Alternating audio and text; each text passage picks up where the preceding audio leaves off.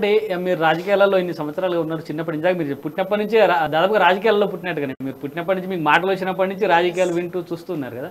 మీరు రాజకీయాల్లో అత్యంతంగా బాధపడ్డటువంటి రోజు ఏది? అత్యంత బాధపడడం అంటే నిజంగా చెప్పాలంటే నేను లాస్ట్ టైం ఓడిపోయినప్పుడు బాధపడ్డా. అంటే ఓడిపోయినప్పుడు బాధపడ్డా, తర్వాత సంతోషం కూడా పడ్డా.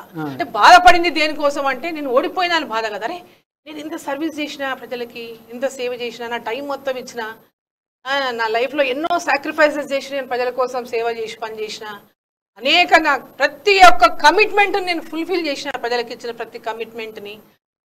అయినా కూడా ఎన్నికల ముందు సరే కేసీఆర్ టార్గెట్ చేసి డబ్బులు విపరీతంగా పంచిండు, ఓడిపోయినా అంటే అనేటటువంటిది ఒకటి. సరే అధికారం లేదు మనకు, అయ్యో అధికారంలో మన పార్టీ రాలేదు, ఓడిపోవడమే మంచిదని సంతోషం కూడా పడ్డా. ఎందుకంటే అంతకుముందు నేను మా గవర్నమెంట్లో నేను లేము. టీఆర్ఎస్ గవర్నమెంట్ ఎమ్మెల్యే గెలిచిన ఏంటంటే నియోజకవర్గంలో ఏంటంటే రూలింగ్ పార్టీలో కనుక గెలిచి ఉంటే మాకు ఇక్కడ మొత్తం గద్వాలలో మొత్తం డెవలప్మెంట్ అయిపోయినదని భావించారు. ఇండిపెండెంట్ గెలిచినట్టున్నారు. First time independent.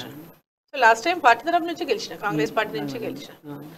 సో అప్పుడు అనుకున్నా సరే ఇప్పుడు అధికారంలో మళ్ళీ టీఆర్ఎస్ పార్టీ వచ్చింది, నా మీద బ్లేమ్ ఉండేది. అమ్మ అరుణమ్మ ఉన్నందుకే ఇక్కడ డెవలప్మెంట్ అయితలేదు, అరుణమ్మ ఉన్నందుకే కేసీఆర్ ఇక్కడ ఏం చేస్తలేడు అనేటటువంటిది ఒక అపోహ ఉండే. ఇప్పుడు అపోహ తీరిపోయింది. ఎవరున్నా ఏం కాదు, మేడం ఉంటే అంత కనీసం మేడం ఎమ్మెల్యేగా ఉండి ప్రజల తరఫున పోరాటం చేస్తుండే, అధికారంలో తన పార్టీ లేకపోయినా కొట్లాడి జిల్లా తీసుకొచ్చిన, ఇచ్చిన హామీ, ప్రజలకు ఇచ్చిన హామీ గద్వాలను జిల్లా చేస్తా అని చెప్పిన ఆ జిల్లాని పోరాటం చేసి సాధించిన. సో అధికారంలో లేకున్నా ప్రజలకు ఇచ్చిన మాట నిలబెట్టుకున్నా.